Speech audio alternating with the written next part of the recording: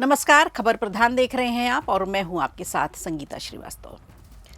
देखिए, पश्चिम बंगाल में voter list को लेकर बवाल थमने का नाम नहीं ले रहा। जब से चुनाव आयोग ने ड्राफ्ट वोटर लिस्ट जारी की है, तब से ही वोटर लिस्ट को लेकर लगातार विवाद हो रहे हैं। कई राजनीतिक दल आमने सामने हैं, यहाँ तक कि तृणमूल कांग्रेस और कांग्रेस भी अब आपस में भिड़ रहे हैं। पश्चिम बंगाल में एसआईआर की प्रक्रिया के बाद चुनाव आयोग ने जब से 58 लाख नाम डिलीट किए हैं, तब से ही हड़कंप मचा हुआ है। वोटर लिस्ट में पुनरीक्षण का ममता बनर्जी ने तीखा विरोध भी किया। इधर अधीर रंजन चौधरी भी सीएम ममता पर हमलावर हैं, ये कहकर कि टीएमसी के पास 35 से 40 लाख फर्जी वोटरों का भंडार है। ये एक बड़ा आरोप है अधीर रंजन चौधरी की तरफ से। बीजेपी कहाँ चुप बैठने वाली है। बीजेपी भी कांग्रेस नेता अधीर रंजन चौधरी के इसी बयान को कोट कर रही है और साथ में एक कदम और आगे बढ़ते हुए ये भी पोस्ट कर रही है कि सुनिए राहुल गांधी और अपने इंडिया गठबंधन के साथी से फर्जी वोटरों पर सवाल पूछिए। हालांकि ये स्पष्ट नहीं हुआ है कि चौधरी का ये बयान कब का है। अब आइए आपको बताते हैं कि बंगाल में एसआईआर को लेकर कौन सी ऐसी बड़ी बातें हैं जिसकी वजह से पूरे प्रदेश में बवाल मचा हुआ है। तो सबसे बड़ी बात, चुनाव आयोग ने वोटर लिस्ट से 58 लाख नाम हटाए, जो अपने आप में एक बड़ी संख्या है वोटर्स की। 24 लाख से अधिक ऐसे वोटर्स हैं जो जीवित नहीं हैं, उनके नाम लिस्ट से बाहर किए गए हैं, जो कि लिस्ट में शामिल थे। इसके अलावा 12 लाख से अधिक वोटर ऐसे हैं जिन्होंने जो एड्रेस दिया था, जो उनका पता था, उसमें वो मिले नहीं और उनके नाम भी बाहर किए गए हैं। और 1.5 लाख से अधिक ऐसे वोटर हैं जिनके नाम डुप्लीकेट हैं, यानी 2 जगहों पर उनके नाम शामिल हैं। लेकिन सब कुछ बुरा ही नहीं है। तकरीबन 20 लाख वोटर ऐसे भी हैं जो अपने पुराने निर्वाचन क्षेत्र की तरफ लौट कर आए हैं। तो अच्छा भी है, बुरा भी है, लेकिन बवाल ज़्यादा है।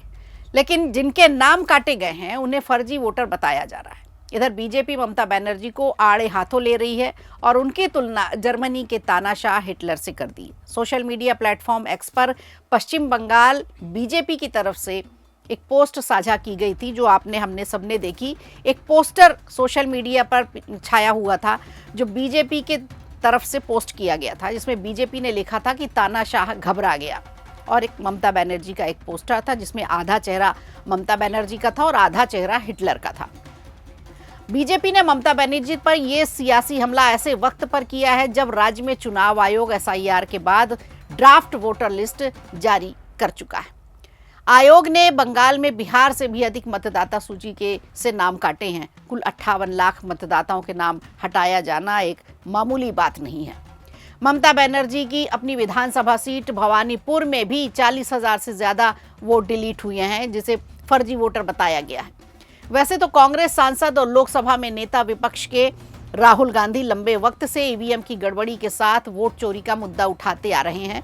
अभी सत्र भी चल रहा है और दिल्ली में इन्होंने एक बड़ा आंदोलन भी किया इसी को लेकर 17 तारीख को, जिसमें वोट चोर गद्दी छोड़ के नारे लगाए गए। पार्टी सड़क से लेकर संसद तक वोटर लिस्ट के एसआईआर की प्रक्रिया पर बड़े सवाल खड़े कर रही है। लेकिन अब अधीर रंजन चौधरी के बयान से कांग्रेस पर जबरदस्त हमला बोला है बीजेपी ने। राहुल गांधी सुन लो, कांग्रेस ही कर रहे हैं अब एसआईआर की मांग। तो देश की राजधानी दिल्ली में संसद का शीतकालीन सत्र चल रहा है इन दिनों, और इस दौरान तृणमूल कांग्रेस के सांसदों ने सख्त रुख अपनाया है, जिसे लेकर टीएमसी के सांसद लगातार विवादों में भी घिरते जा रहे हैं। इन विवादों के बीच पार्टी के नेता अभिषेक बनर्जी ने पार्टी नेताओं के साथ एक बैठक की है और अपनी ही पार्टी के नेताओं को फटकार भी लगाई है, ये कहकर कि कुछ भी ऐसा काम ना करें जिससे पार्टी की छवि खराब हो, आपके आचरण से लेके आपके कपड़ों तक। पश्चिम बंगाल में अगले साल विधानसभा चुनाव होने हैं और इसी को लेकर ये इतना सारा बवाल चल रहा है। चुनाव से पहले ही एसआईआर को लेकर सूबे की सियासत बुरी तरह से गरमाई हुई है, दिल्ली से लेके कलकत्ते तक। बीजेपी और तृणमूल कांग्रेस एक दूसरे पर हमलावर हैं। इस बीच टीएमसी सांसद अभिषेक बनर्जी का बयान भी सामने आया। उन्होंने बीजेपी पर तीखा हमला बोला, साथ ही पार्टी को भी चुनौती दी है। अभिषेक बनर्जी ने कहा कि आप कुछ भी कर लें, तृणमूल कांग्रेस का वोट प्रतिशत और सीटों की संख्या 2021 की तुलना में ज़्यादा बढ़ेंगी। तो ये अभिषेक बनर्जी का विश्वास है।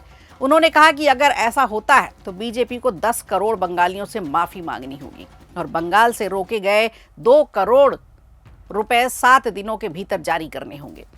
उन्होंने ये भी कहा कि अगर ऐसा नहीं होता है तो बीजेपी के नेता जो बोलेंगे मैं वो करूँगा। तो देखिए कितना बड़ा विश्वास है अपने प्रदेश की जनता पर, अपने कार्यकर्ताओं पर अभिषेक बनर्जी का। और चुनाव है, जल्द चुनाव होने वाले हैं, 2026 में के शुरुआती महीनों में ही है, अब जब डेट आ जाए। लेकिन अभिषेक बनर्जी अपने कार्यकर्ताओं को बिल्कुल भी निराश नहीं करना चाहते हैं और एक जोश यहाँ से दिया हुआ है उन्होंने, ताकि उनके कार्यकर्ता होश में रहें। अब सीएए पर भी प्रतिक्रिया दी है उन्होंने। टीएमसी सांसद ने ये कहा है कि समाज को बांटने का काम करती है बीजेपी समाज के विभाजन में विश्वास करती है। उन्होंने कहा कि जब असम में एनआरसी लागू हुआ तो कितने लोगों को बाहर किया गया और वो अभी सब कहाँ हैं। इधर वोटर लिस्ट में जो जीवित हैं उन्हें मृत बताया गया, जो अब दुनिया में नहीं है उनके नाम शामिल किए गए। तो निश्चित तौर पर उहापोह तो लोगों में रहेगी और इन्हीं गड़बड़ियों को लेकर जनता भी हैरान है, परेशान है। हालांकि चुनाव आयोग का क्या कहना है वो भी हम आपको बता देते हैं। चुनाव आयोग ये कह रहा है कि अपने नाम सही तरीके से जुड़वाए जाएं, अपने बीएलओ से जानकारी लें। वोटर लिस्ट में गड़बड़ी को लेकर कालना सब डिविजनल मजिस्ट्रेट ने भी कहा है कि बीएलओ और एईआरओ से रिपोर्ट मांगी गई है कि इस तरह की जो गड़बड़ियां हो रही हैं, जहां कहीं पे भी वो घटनाएं क्यों हो रही हैं, रिपोर्ट मिलने के बाद कार्रवाई की जाएगी। चुनाव आयोग ने मतदाताओं से भी अपील की है। इसमें कहा गया है कि मतदाता अपनी अपनी स्थिति देख ले, उनके नाम सही तरीके से जुड़े हैं, सही पता है, सही उम्र है, सही नाम है, और अगर यदि किसी का नाम गलती से हटाया भी गया है तो निर्धारित समय सीमा के भीतर अपनी आपत्ति भी दर्ज करा सकते हैं। अगर आपका नाम काटा गया है तो आप ऑनलाइन या ऑफलाइन दोनों ही तरीकों से अपील कर सकते हैं अपनी। तो आपका वोट आपका अधिकार होता है। अपने एक वोट के लिए वोटर लिस्ट में नाम के लिए इतनी जद्दोजहद तो उठानी ही पड़ेगी। बहरहाल एसआईआर से फर्जी वोटरों की छटाई निश्चित रूप से हो जाएगी, जो कुछ लोगों को नागवार भी गुजर सकती है। अब बंगाल के बवाल पर आपके अपने विचार क्या हैं, हमें शेयर कर सकते हैं। कमेंट सेक्शन में जाइए और हमें बताइए। वीडियो अच्छा लगा हो तो लाइक कीजिए, शेयर कीजिए और कमेंट बॉक्स में हमें ज़रूर बताइए।